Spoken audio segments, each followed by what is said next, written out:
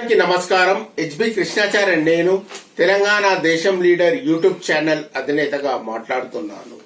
And www Telangana దేశం లీడర్.com. ఈరోజు హైదరాబాద్ పరిస్థితి ఆందోళనగా మారింది. ఎందుకంటే ఈ వాతావరణ మార్పుల వల్ల ఒక గంట సేపు వర్షం వచ్చిందంటే అతలాకతలమై అంతా మునిగిపోతుంది. సో దాని కారణంగా ఈరోజు కాంగ్రెస్ తెలంగాణ గవర్నమెంట్ నిర్ణయం ఏం తీసుకుందంటే ఏవైతే కుంటలు చెరువులు ఉన్నాయో ఆక్రమించినరో దానికి ఒక యూనిఫైడ్ ఏజెన్సీ హైడ్రా ప్రాజెక్ట్ అనేది నెలకొల్పింది జూలైలో. సో దీని గురించి మళ్ళీ ఈ కూల్చివేతల గురించి ఉద్దేశించి మాట్లాడదాం. నేను కాంగ్రెస్ కు ఒకటే హెచ్చరికిస్తుంది ఏంటంటే ఏ సమయంలో విభజన చేసిందో కాంగ్రెస్ గవర్నమెంట్ సెంట్రల్ గవర్నమెంట్ ఆ విభజన చేసిన తర్వాత పాలకులు ఏ విధంగా ఇల్లీగల్ గా encroachments development real estate mafia black money converted into white మనీగా చేసుకొని సో ఏ విధంగా అయ్యిందో సో అదే విధంగా ఈరోజు గవర్నమెంట్ కాంగ్రెస్ గవర్నమెంట్ పవర్లకు ఎందుకు వచ్చిందంటే స్కీములు ఇచ్చింది. ఏ స్కీములు అయితే ఏ పేదవారు మీకు అప్లికేషన్స్ ఇచ్చారో ఉచితంగా ఇల్లు ఇస్తామని ఆ అప్లికేషన్స్ అన్ని డేటాబేస్ చేసి ఈ ఎన్రోచ్మెంట్స్ ఏవైతే ఉన్నాయో అవన్నీ కూల్చివేసి చేసి మళ్ళా కూల్చివేయాలంటే ప్రాణ నష్టం కలుగుతుంది. ఈ కూల్చివేయాలన్న సంకేతాలు ఎందుకు వచ్చినాయంటే మునిగిపోయి ప్రాణ నష్టం జరుగుతుంది కాబట్టి వచ్చింది. కాబట్టి యథావిధ వ్యవస్థ తయారు చేయాలి. దీన్ని రూపకల్పన లేనిది రూట్ కాజ్ ఆఫ్ రీజన్స్ ఏంది ఈ వీడియో మీరు ప్రతి ఒక్కటి చూడాలి. ఎందుకంటే హైదరాబాద్ లో రియల్ ఎస్టేట్ అనేది కొనాలంటే ఏ విధమైన ఆటంకాలు ఏర్పడతాయి. మళ్ళా ఈ కొత్త ఒక హైడ్రా ప్రాజెక్టు వచ్చిన తర్వాత ఏ విధమైన నిబంధనలు ఉంటాయి. ఇది ప్రజలకు చాలా ఇన్ఫర్మేషన్ వీడియో అన్నమాట. సో ఇది చూసుకోండి. సో ఒకటి అనమాట.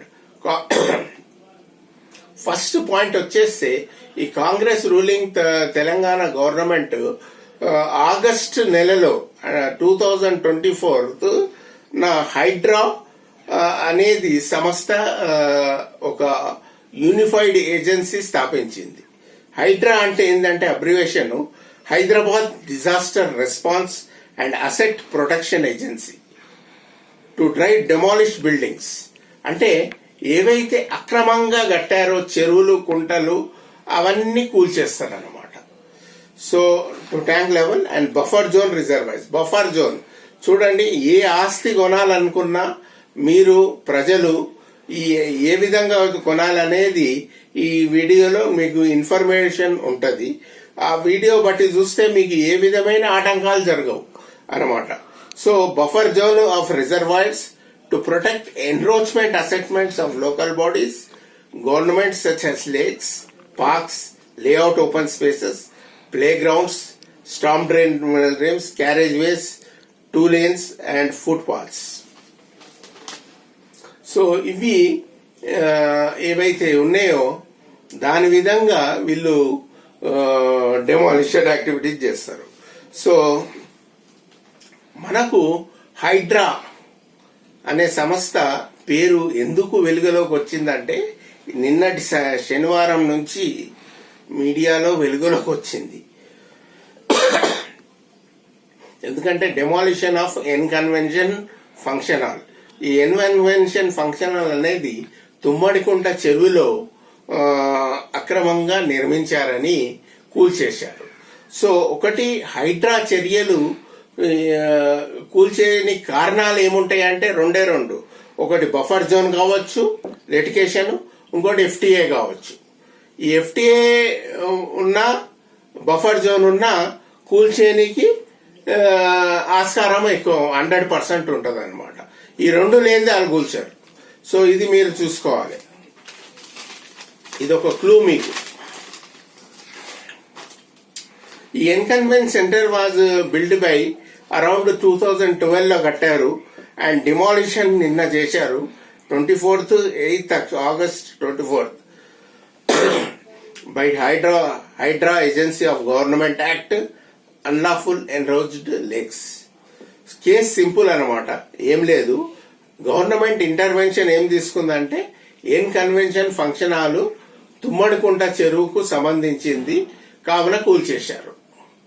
దీనికి FTA అనేది ఉన్నదని న్యూస్ మీడియాల ద్వారా తెలుసుకొస్తుంది. ఇకపోతే ఎన్ కన్వెన్షన్ యజమాని యాక్టర్ నాగార్జున అనే అనమాట, సెలబ్రిటీ. మళ్ళా ఇతను ఏమంటుండంటే నేను ఇది ల్యాండ్ కొన్నాను, పట్టా భూమి అనమాట. సో ఒకటి నేను చెప్తున్నది ఏంటంటే ఈ యొక్క ఎగ్జాంపుల్ తీసుకుంటే కొన్ని లక్షల ఎగ్జాంపుల్ సాల్వ్ చేయొచ్చు.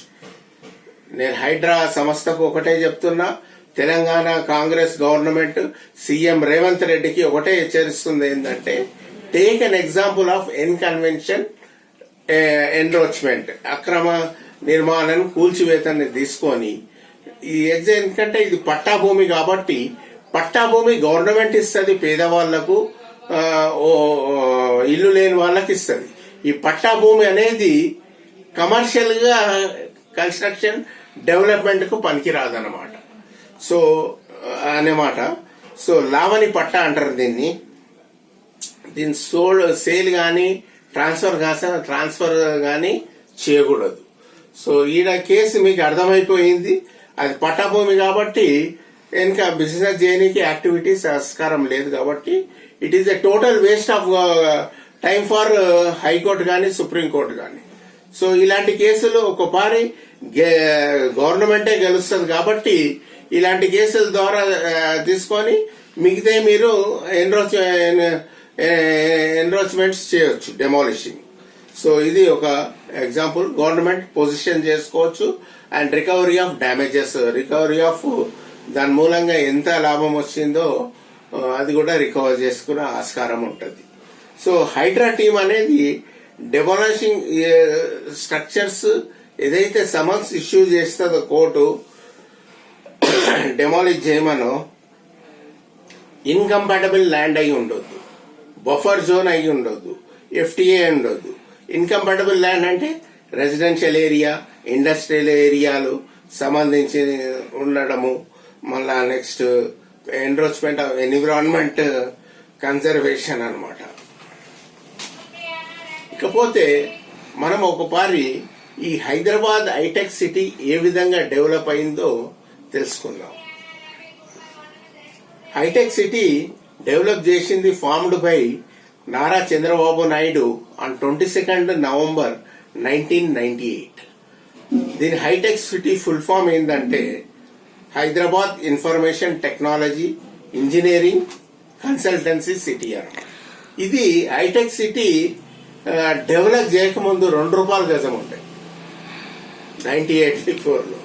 సో ఇప్పుడు అది ఎంత వాల్యూ మీరే చూసుకోండి. దీని మూలంగా డెవలప్ అయిన ప్రాంతాలు ఏంటంటే Madhapur, Gachibowli, Kondapur, Miyapur, Nanakramguda, Serilingampally, Bachupally, Manikonda, Kukatpally and Shamshabad. GO 111 area. So GO 111 ఏరియాలో చూసుకుంటా కూడా ఎన్రోచ్మెంట్ చేసే ఆస్కారాలు ఉన్నాయి. అక్కడ కూడా కొన్ని ఫామ్ హౌస్ లో కట్టారంట ఇల్లీగల్ గా. సో ఇదొకటి. సో ఈ విధంగా హైడ్రా ప్రాజెక్టు ఎజెండా తీసుకుంటే ఇవన్నీ కూల్చివేతలకు ఏ విధంగా హైదరాబాద్ సిటీ ప్లానింగ్ గవర్నమెంట్ అనేది చేయలేకపోయింది. ఈ కాంగ్రెస్ గవర్నమెంట్ చేసి మళ్ళా అదే యథావిధంగా ఆ పట్టా భూములన్నీ అవన్నీ ఇవ్వడము అండ్ నెక్స్ట్ యథావిధిగా నాలాలు ఏడొచ్చినాయో మళ్ళా చెరువులు కుంటలు ఏ విధంగా యథావిధంగా చేసుకుంటే బాగుంటది. ఎందుకంటే ప్యానిక్ కావద్దు, ఎందుకంటే విపరీతమైన తుఫాన్లు వచ్చాయి రాబోయే రోజుల్లో. ఇది అంతం కాదు, ఇది ఆరంభం. ఒక వర్షం 1 hour వర్షం పడితే ముండా మునిగిపోతుంది, ప్రాణ నష్టం, ఆస్తి నష్టం అవుతుంది. సో ఒకరి కోసం చూస్తే 10 మంది కోసం చూస్తే 5% పాపులేషన్ చూస్తే అందరము చచ్చిపోతారు అనమాట. సో ఈ హైడ్రా అనేది focus if in case incompatible lands with buffer zones. ఇకపోతే ఓమ్ సిటీ ఎక్కడ ఉందంటే Ramoji Film city. Ramoji Film city ఆ రోజుల్లో గవర్నమెంట్ ఆఫ్ ఆంధ్రప్రదేశ్ 505 ఎకరాలు ఆ ప్రాజెక్టుకు అలాట్ చేసింది అనమాట. ఆ తర్వాత రామోజీరావు గారు, స్వర్గీయులైన రామోజీరావు గారు 2000 ఎకరాలు దాన్ని డెవలప్ చేశాడు, ప్రైవేట్ ల్యాండ్ కొని. So in the year 1995 December. So Ramoji Film City open ఎప్పుడైంది? 1996లో అయింది. సో దానికి బిఎస్ఆర్ పార్టీ ఎక్స్ గవర్నమెంట్ ఏం చేసిందంటే ఛాలెంజెస్, ఇదన్నీ ప్రభుత్వ భూమి, దీన్ని వ్యవసాయ భూమిగా మార్చేస్తామని సీఎం కేసీఆర్ ఛాలెంజెస్ చేశాడు. కానీ ఇంత మటుకు నెరవేరలేదు. నెక్స్ట్ ఇకపోతే ఇప్పుడు Congress government, Telangana government future city చేస్తుంటుంది. ఫ్యూచర్ సిటీ తెలంగాణ గవర్నమెంట్ ఏం చేస్తుంటుందంటే first net zero carbon city of Hyderabad, of artificial intelligence university, medical university, tourism, sports, software coming up వస్తుంది. ఇది ఎక్కడంటే ముచ్చర్ల ఎక్కడ ఉందంటే రంగారెడ్డి డిస్ట్రిక్ట్ 50 కిలోమీటర్ దూరంలో హైదరాబాద్. సో ఏ విధంగా హైదరాబాద్ సిటీ డెవలప్ అయిందో, ఏ విధంగా ఇవన్నీ అయినాయో ఇదవుతుంది. కానీ అన్నిటికన్నా ముందు మనం తెలుసుకోవాల్సింది ఏంటంటే హైటెక్ సిటీ డెవలప్ కాకన్నా ముందు హుస్సేన్ సాగర్ లేక్ అనేది ఉంది.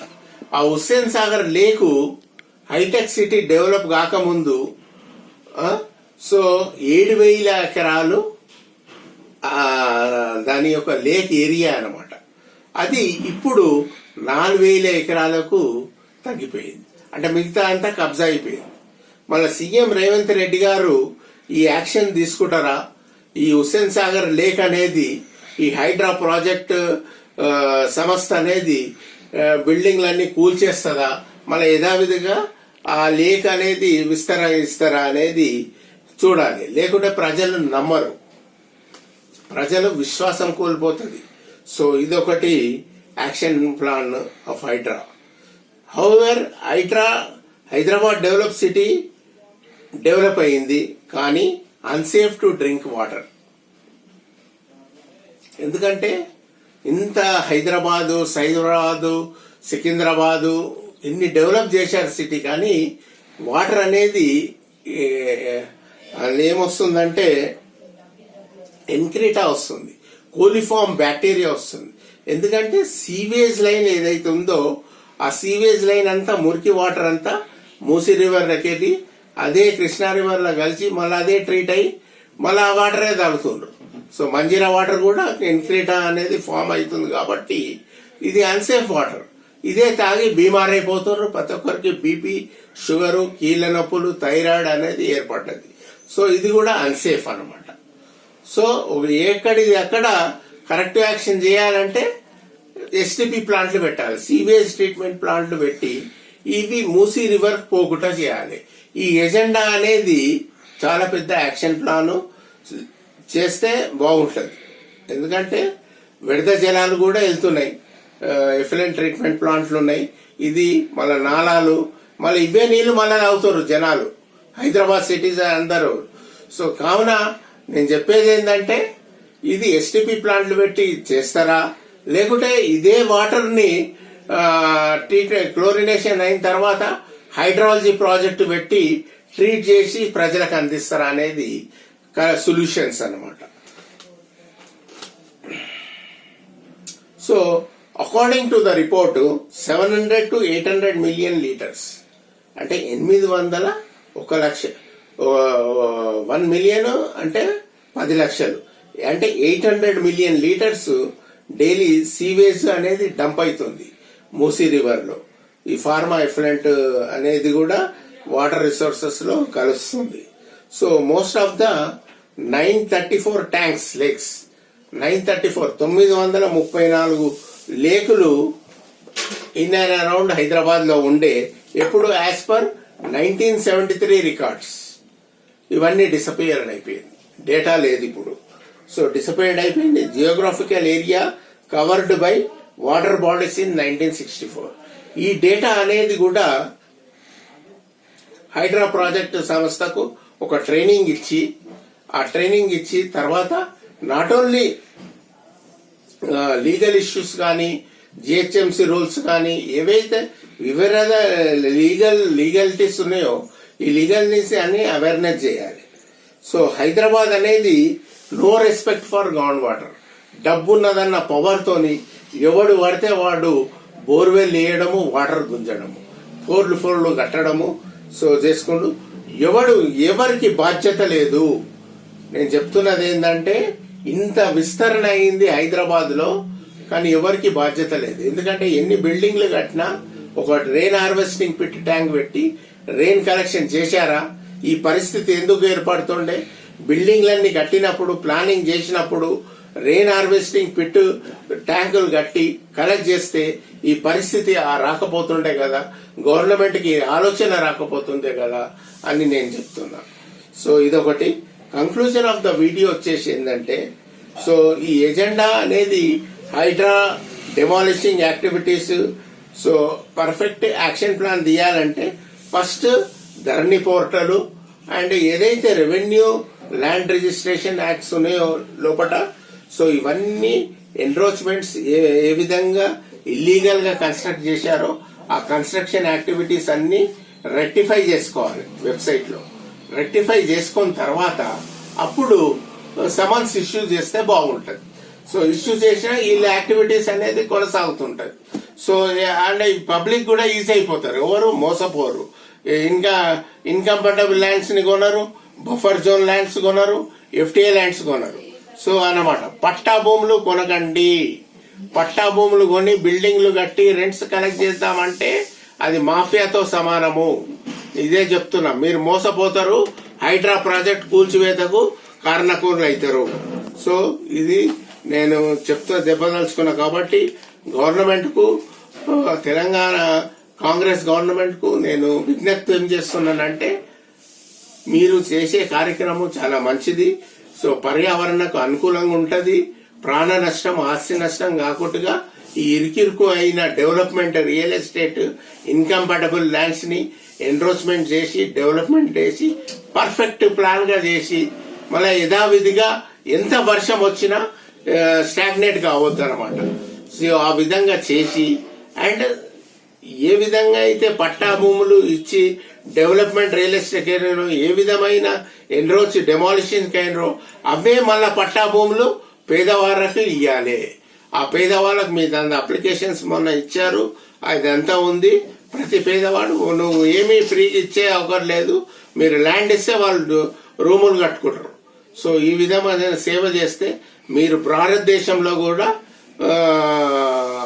రాహుల్ గాంధీ ప్రైమ్ మినిస్టర్ అయ్యే ఆస్కారాలు ఉంటారని నా యొక్క సొల్యూషన్, ఇది అడ్వైజ్.